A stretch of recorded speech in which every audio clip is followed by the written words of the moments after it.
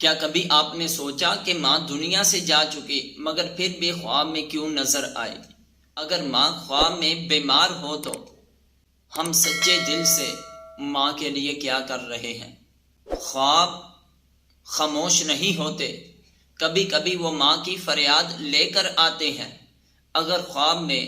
ماں بیمار ہو سکتا ہے کہ قبر میں کسی چیز کی منتظر ہو۔ اگر آپ نے بھی ایسا خواب دیکھا تو اس کی بنیادی طور پر 3 وجوہات ہیں۔ سب سے پہلی وجہ یہ ہے کہ ہو سکتا ہے کہ دنیا میں رہتے ہوئے اس ماں سے حقوق اللہ کے اندر کمی ہو چکی ہو۔ مثال کے طور پر اللہ کی ذات نے 5 گانہ نماز فرض کی تھی، ماں نماز کے معاملے میں غافل ہو، نماز کی ادائیگی کیے بغیر ہی دنیا سے چلی گئی، یا اللہ کی ذات نے اس ماں پر روزے فرض کیے تھے، اس نے روزے نہ رکھے ہوں، اس نے زکوٰۃ دینی تھی لیکن زکوٰۃ نہ دی ہو۔ دوسری وجہ یہ ہو سکتی ہے کہ دنیا میں اس نے کسی سے قرض لیا ہو اور ادائیگی سے پہلے ہی دنیا سے چلی گئی، یا قرض تو نہیں ہے مگر اپنی زبان سے، اپنے عمل سے، اپنے کسی رشتہ داروں کا، ملنے جلنے والوں کا اس نے دل دکھایا ہو، حقوق العباد کے اندر اس نے غفلت کی ہو اور معافی مانگنے سے پہلے ہی دنیا سے جا چکی۔ تیسری اس کی بنیادی وجہ یہ ہو سکتی ہے کہ ماں خود تو حقوق اللہ کی پاسداری کرنے والی تھی، نمازی تھی، روزہ رکھنے والی تھی، زکوٰۃ دینے والی تھی، لوگوں کے ساتھ اچھے اخلاقیات کے ساتھ پیش آنے والی تھی، مگر پیچھے جو اولاد چھوڑی وہ حقوق اللہ کے اندر غفلت برت رہی ہے، بے نمازی ہے، قرآن کی تلاوت نہیں کر رہی، روزے نہیں رکھ رہی، گناہوں کے اندر رہ کر اپنی زندگی کو گزار رہی ہے۔ تو جب اولاد اس طرح گناہوں کے اندر مبتلا ہوتی ہے، دینی معاملات میں کمزور نظر آتی ہے، ماں جو خواب میں آئی یہ اولاد کے ساتھ اس کا روحانی تعلق تھا، اور وہ خواب میں آ کر تم کو بتانا چاہتی ہے کہ میں تمہارے اعمال کی وجہ سے قبر میں بڑی پریشان ہوں، اتنی پریشان ہوں کہ مجھے بیماری محسوس ہو رہی ہے۔ اب اولاد کو کیا کرنا چاہیے؟ اگر ان 3 وجوہات میں سے سب سے پہلی وجہ ہے کہ ماں دنیا سے رہتے ہوئے نماز کے اندر غفلت کرتی تھی، روزے نہیں رکھتی تھی، زکوٰۃ نہیں دیتی تھی، تو اب پیچھے اولاد کا حق یہ بنتا ہے کہ نماز نہیں پڑھی تو اس کا فدیہ دے،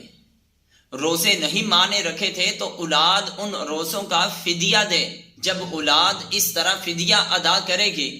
تو ماں کی پریشانی اور بیماری دور ہو جائے گی۔ دوسرے نمبر پر حقوق العباد کے اندر کوئی کمی کوتاہی ہو چکی تھی، اب حق تمہارا یہ بنتا ہے کہ ماں کے رشتہ داروں کے ساتھ،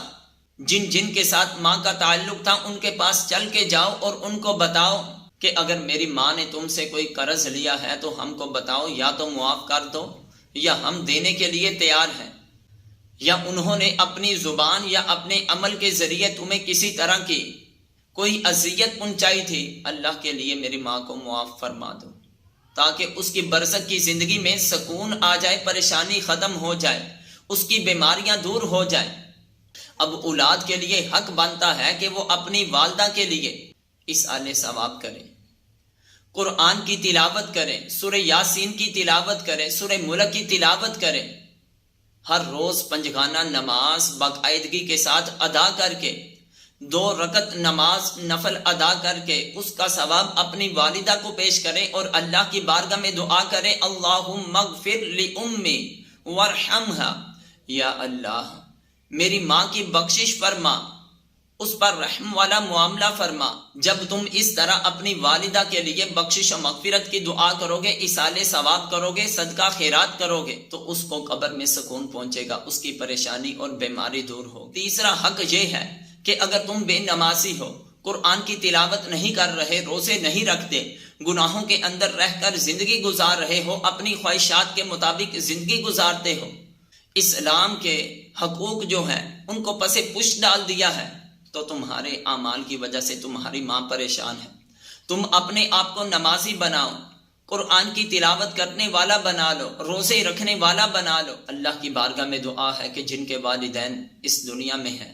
اللہ تعالیٰ ان کو لمبی زندگی عطا فرمائے اور جن کے والدین دنیا سے جا چکے ہیں اللہ تعالیٰ ان کی کامل بخشش و مغفرت فرمائے۔ اگر ویڈیو اچھی لگی ہو، معلومات اچھی لگی ہو تو حوصلہ افزائی کے طور پر ویڈیو کو لائک کیجئے، چینل کو ضرور سبسکرائب کیجئے، صدقہ جاریہ کے طور پر ویڈیو دوسروں تک ضرور شیئر کیجئے۔ السلام علیکم ورحمۃ اللہ وبرکاتہ۔